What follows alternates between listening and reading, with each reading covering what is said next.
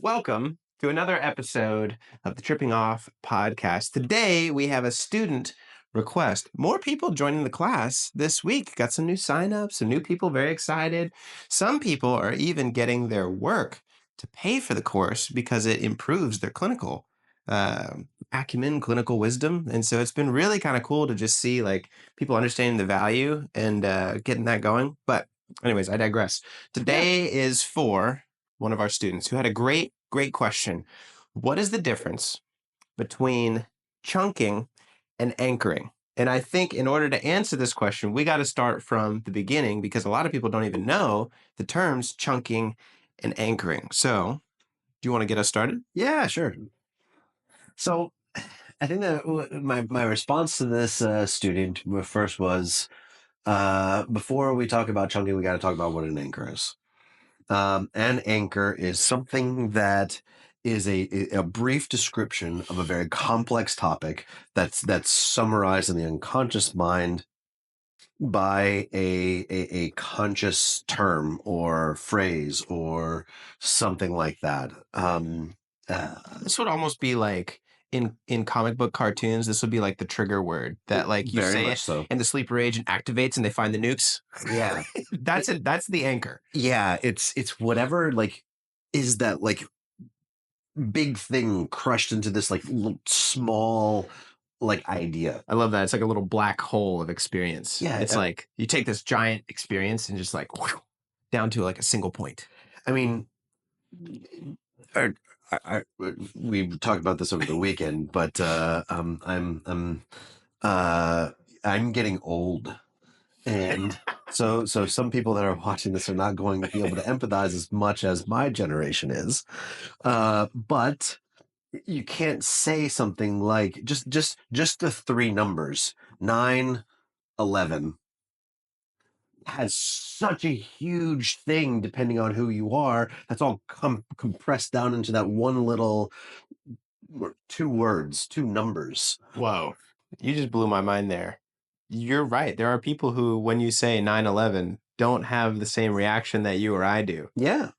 I never thought about that until this very second. Mm-hmm. Wow, but 9/11, that word, those three numbers is a fantastic example of an anchor. Damn. I use Nice, it. nicely put. I understand now exactly what it is. I use it as an example, as a trying to anchor something with one of my interns, and her response was, "I was a baby," and I was just like, "Oh my god, Oh my you're God. right, you're right, you're right." It's true though. I forget. Wow. So she had no concept of that. But when somebody says that, what comes up in my head is I remember where I was standing. I remember the conversation that I was having. I was holding a white school binder because I was messing with one of my buddies in class when I was in high school. Yeah. I remember all of that, and all of that comes rushing back to my conscious mind because it Wow. was stored in my unconscious mind, and that one trigger word just brought it all right back up. It's an anchor. And the reason why Wow. this is really important for trauma focused hypnotherapy too is because you have anchors that are good and anchors that are bad. Mm. Triggers that you can create that to create an experience with a client that is positive, that's grounding, that's all of those things, but they're going to have, because of their trauma, those anchors that are very, very traumatizing. And so it's important to understand when it comes to anchors, it's important to understand what your client's anchors are, both positive and negative. True.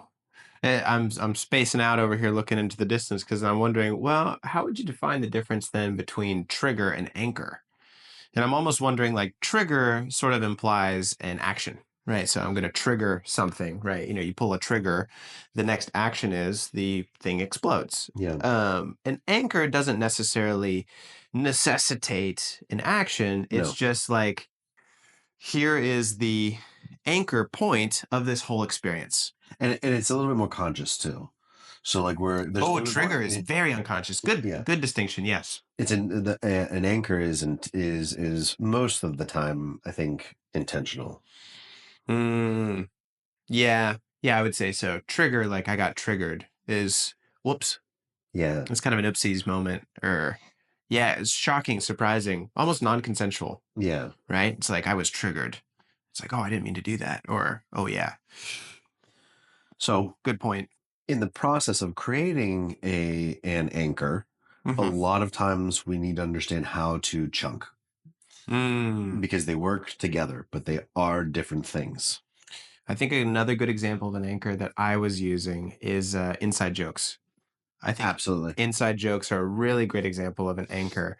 And there's one with this student who actually asked this question. The student is also a counselor in my practice who's under supervision by me. And they've experienced some real, just some real nasty prejudice and misogyny at some of their life experiences.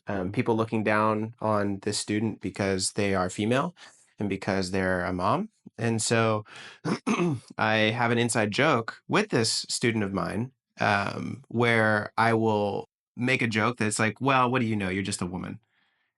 And this student knows, because we've spent so much time like Exactly. empathizing and caring for that story together, that when I make that comment, we both laugh together, because it's like, yes, the world is going to consistently underestimate me, and that's my superpower. So when I say Yeah. that, it's very encouraging for the student. And but you've done the work to create the anchor, which is you've done the processing, you've challenged her, she has rapport with you, she has all of those things. So even saying something that in a different context would be incredibly misogynistic, Yes. it's not, because the anchor of that phrase is attached to all the work that she's done on that subject. Right. So you just say that whenever you, and this is the same thing with our clients, you say that whenever you want her to experience, you're past this, Mm-hmm. you're okay, Mm-hmm.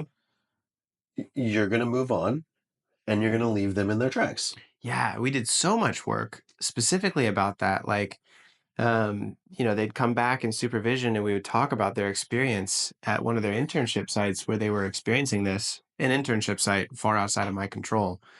Um, and I would tell them, be like, hey, like, listen, first of all, you have the option of staying or leaving, but I know you feel really passionate about this work.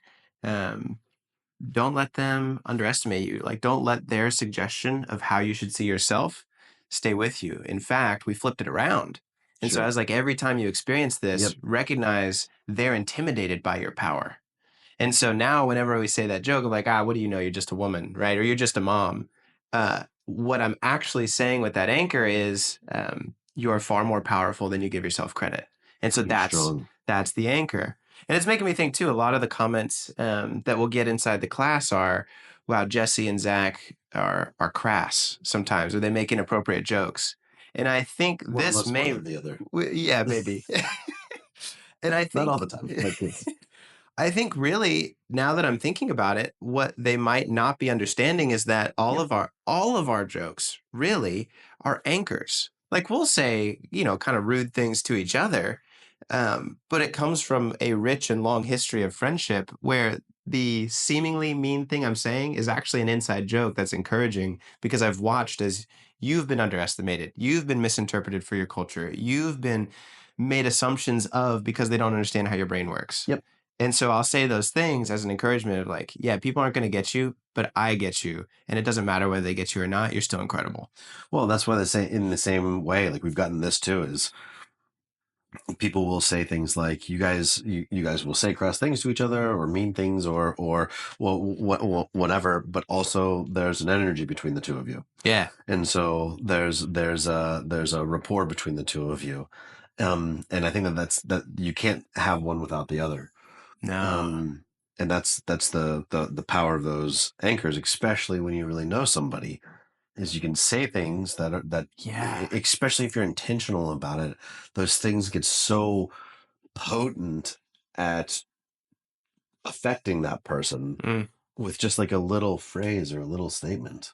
Yeah, well, I mean, if you think about like the word anchor as a metaphor in itself, like if you just look at the anchor by itself, you're like, what is this very large, very strange, very heavy metal object? Like, why would you want that on this ship that you're trying to sail across the sea? And it's like, oh, no, no, no. you're not seeing that the anchor has this rope or chain tied to it to the greater ship, the Yeah. relationship that we have built with one Nice. another. That's how it works in dreams. Oftentimes Mhm. people dream about ships and boats. And they're like, what does this mean? I was on a ship over choppy water. I'm like, how's your romantic life? How's your partner? They're like, oh, it's been bad. I was like, yeah, yeah, your dream, Yeah. your dream told me that. Ship on choppy waters. Your relationship is Relationship. being rocked by unsettling emotions. Hmm. But that's an anchor. It's this whole experience kind of boiled down to a single point. So that way, instead of having to describe to this student everything that I mean about wanting to encourage them and wanting them to believe in themselves and not accept other people's prejudice, all I have to do is say, little joke, and it all is there. The thing that's coming to my mind too is a metaphor that I think I used this in the class, but I'm a very visual thinker, and how I visualize what an anchor is it's like a giant buoy out in the middle of the ocean. Mm, And I like scuba diving, and a lot of times what you have, and there's this one place in Key Largo that I really like, and it's very shallow water for a long time. It was a 45-minute boat ride to get to this one place. And if you don't really know exactly where you're going, you would never find this place. that's pretty cool. And but what they did, just to make it so that it was so much easier to get there in the middle of the ocean, is they put an anchor and a buoy on it. So if you're within miles of that buoy, you can see it, and then everybody goes straight there. Wow. How how deep is it? Like how deep does the anchor have to go to get to the buoy?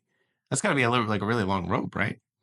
I Uh, guess it's shallow and then it gets super deep really quick. yeah. Well, it's also like in the Keys, so there's a lot of like very shallow water. Oh, okay, okay, So okay, I mean, I okay. think it's only like 60 feet deep, but Oh, okay, it's not bad. yeah, But you'd miss it you would if you didn't definitely know miss where it it was. because there's so much open water that's the same depth. Well, there's no landmarks on the ocean. You Exactly. can't be like, oh, it's next to the big oak tree.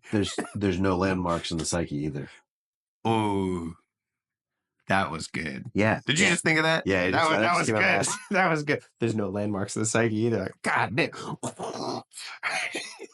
But that's it though, right? It's like Philosophical I truth. I want to go to that one place, so I need to create an artificial buoy to make it so that I can go straight there as fast as I can, rather than searching around with radar or jumping in the water every couple miles and looking around and then getting back in and then going back out. And I Yeah. just want to go straight there. Yeah. Wow, that's great.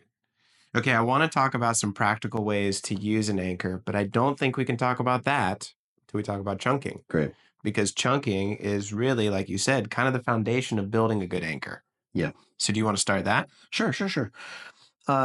Chunking is when we take two, sometimes, but not always, seemingly different ideas and we attach them in some way. Mm.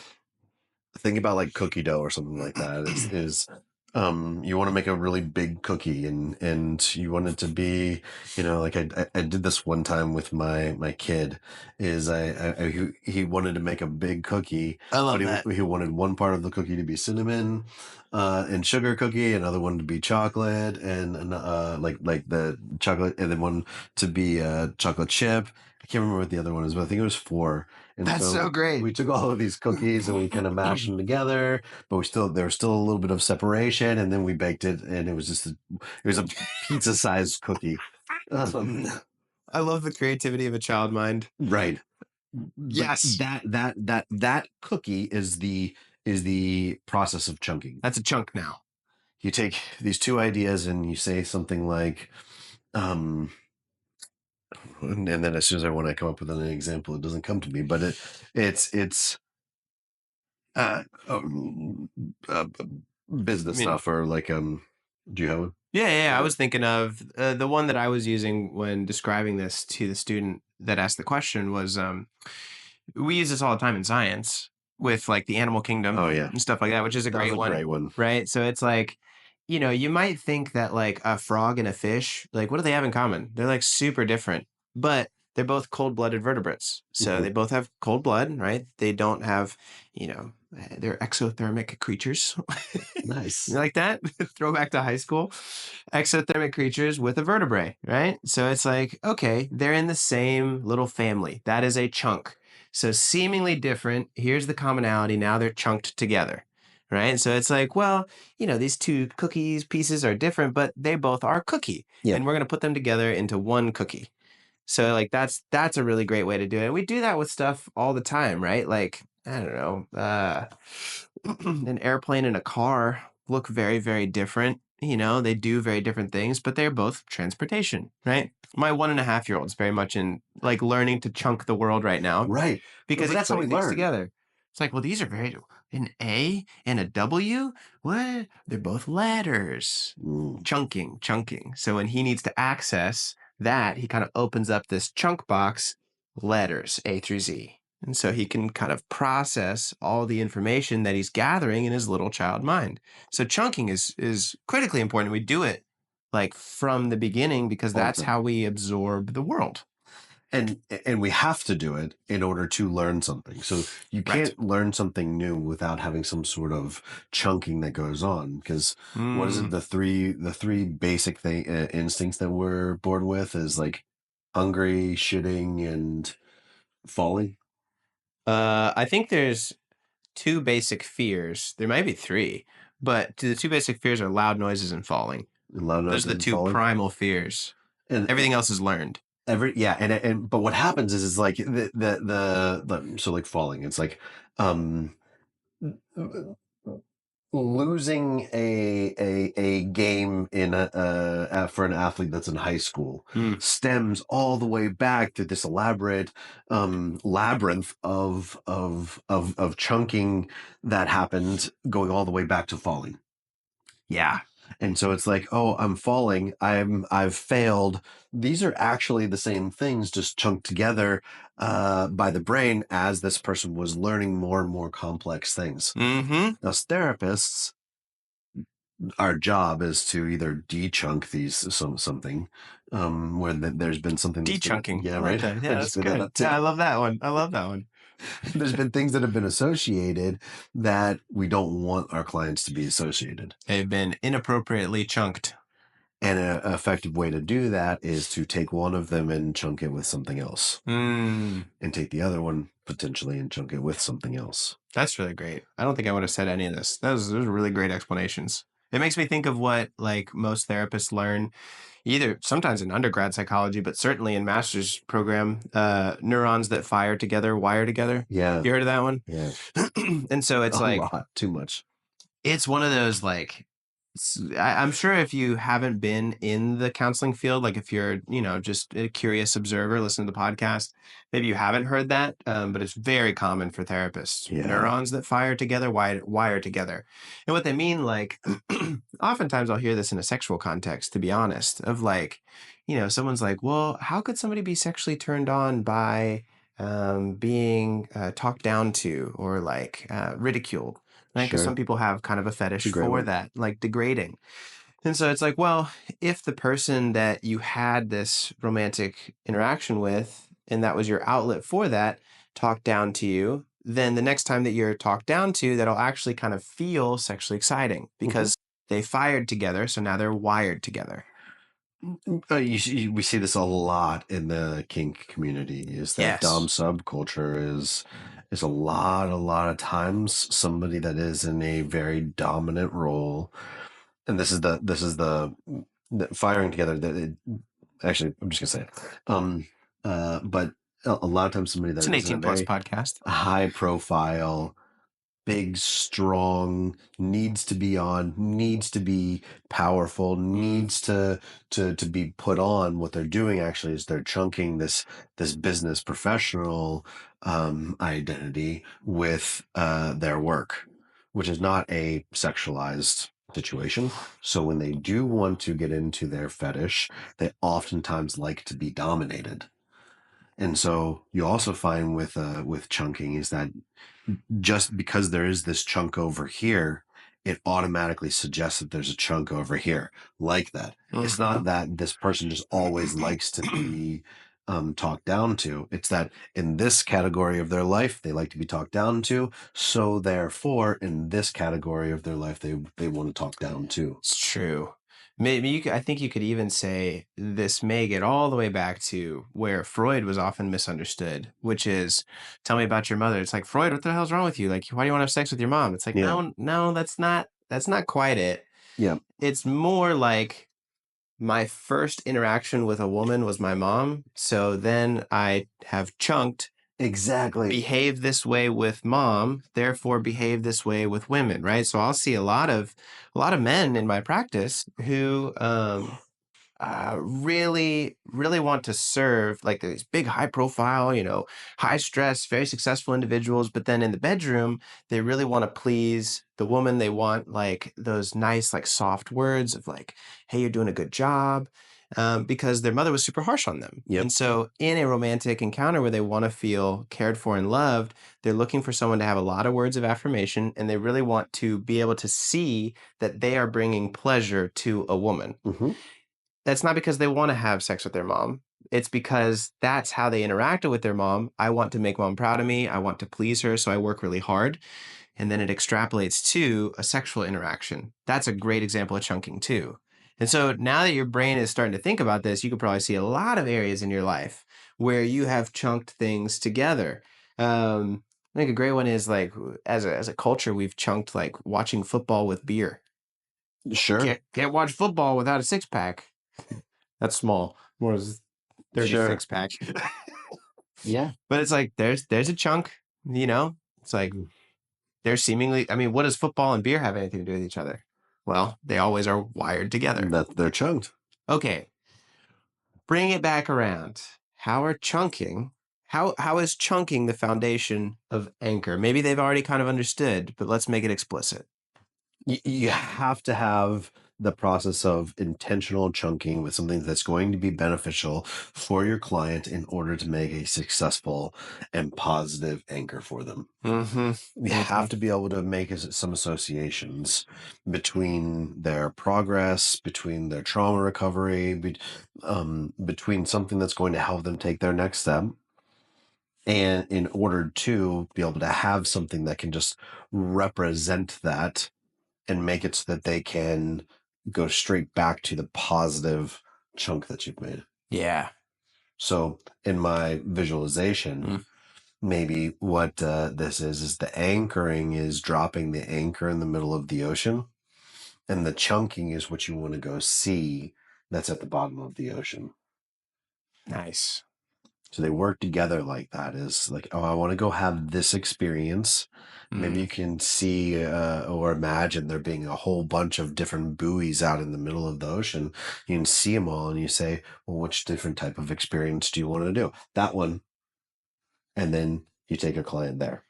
Yeah. An anchor is chunked with the experience, but Hmm. it's a special type of chunk because it really is the handle by which you pull up That- all the other chunks that go with this big experience. That's great. So it's like, I mean, obviously, like the handle of a drawer is part of a drawer, right? It's chunked with when I say drawer, that's what I mean. But the handle is special because it's the part that I actually touch to pull open everything inside of that drawer. And a drawer without a handle is really fucking annoying. It's really tough to open. So you need that anchor. It's so helpful. And the nicer, more well polished and pretty the anchor is, the easier and maybe more enjoyable the drawer is to open. But then my mind goes to all the different ways you open up a drawer, and it's just like my last house. I had those drawers that you would push, and they'd come out just a little bit, and then you have to grab it, and That sounds super annoying. right. At first, I You was like, gotta, "This is going to be so cool," but it's just like sometimes I just want to go like this and just like pull it open, and it's like gotta push it. push it, and then wait a second for it to come out, and then you got to grab it again. It's like this is annoying. It's true. That's like some 90s vibes, right? You remember Yeah, everything yeah, it had was. glass doors with the magnets in the corner and you pushed it to like get it to open up so you could pull it open? That was that's a throwback, man. That's like a liminal dream. It's like taking me to a weird space. Yeah, Design back then was nuts. which was a perfect metaphor for what we're Super, talking about. super modern. Maybe a good metaphor for the 90s. The 90s was a weird time, man. Oh my gosh. was. Wow. Yeah. I think that brings it all together. I think that's what I would say too. So just my recap would be chunking is putting together all of these different pieces into one big idea. That includes an anchor, but the anchor is what you use to pull up the whole idea together. You're pulling up a whole bunch of chunks with an anchor. Different from a trigger. Trigger is kind of like accidental and implies action. Anchor is just like, I can pull this up. So maybe as we close in our last like 5 minutes here, um, can you give, and I will too, but some helpful ways that people can use anchors and chunks for positive situations in their life? Because I think it's really easy to think about how trauma creates chunks, how trauma creates anchors, right? Every time I see a car, or every time I see, a certain scene in a movie or whatever, I bring back all this terrible memories. And so those have been chunked together. But how can we do that in a positive sense? This morning I did it. I created an anchor for a client, trans client, and trans mask. And one of the things that he has been struggling with is being at university, Mm. and a lot of transitions there, not a lot of support, big university. And the thing that we've wrestled with was, and I gave him a joke that I actually got from it was in the preview of that Will Ferrell, him and one of his good I love Will friends, Ferrell.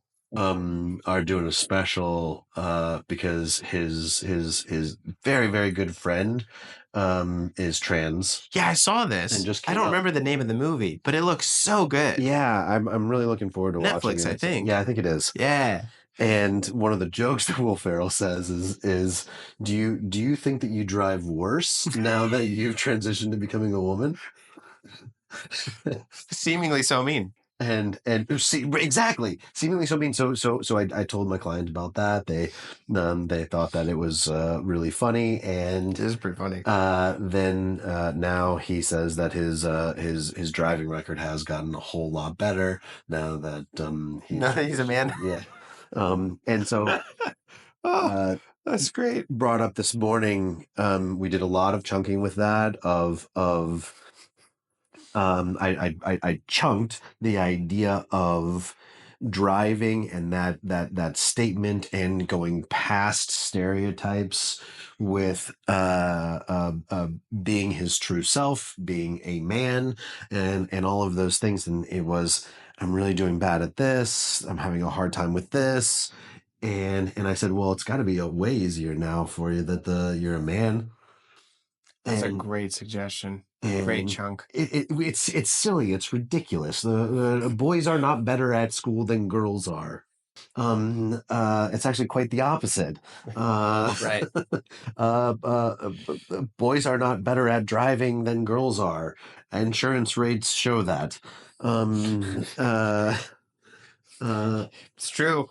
but the idea was I wanted him to wrestle with those stereotypes that Mm. have become triggers for him before. And so now when I just said, yeah, but men drive better, all of that comes back and he goes, Boom. I know, this is hard, but I can do it. Yeah. And when I am my authentic self, I can do this.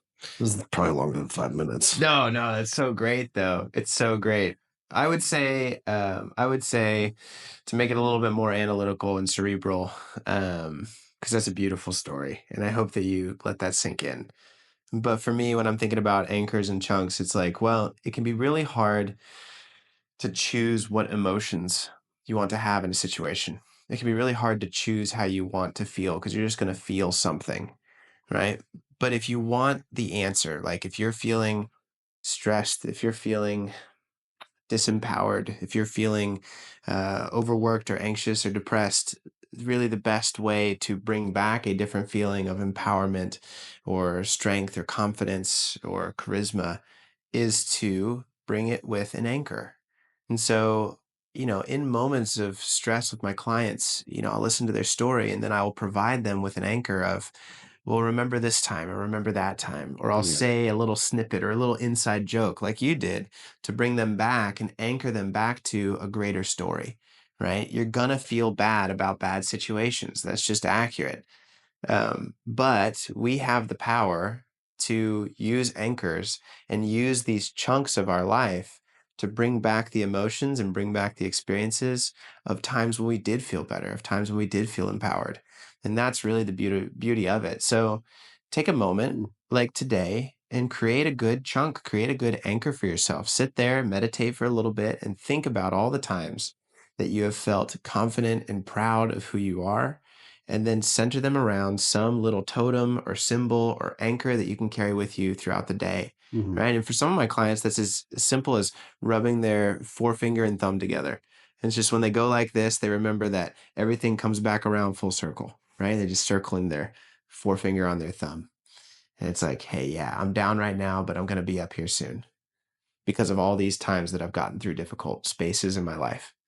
And so take that time. It does take time and it does take patience. And I think that's the beauty of hypnosis and therapy is it's kind of some set apart time where you get to spend an hour with your hypnotherapist to create a good anchor and chunk that you can use later to make your life better months, years, decades in the future. And that's really, really the power of the unconscious mind. So One last one that I just thought of, please. something that it's a anchor that we use that has so much chunking. I don't know why I've never even thought about this. That's blown my mind. Let me see your hand. Yeah. Wedding ring. Right? Great anchor. Right? So much experience symbolized in that, chunked together. Right? Yeah. So much so that when I take it off, It's my weird. finger's still white underneath. Yeah, it feels different when you don't have it on. Yeah, I know. With that, create some good anchors for yourself. You have that power. And now you know that you do. Till next time. Bye.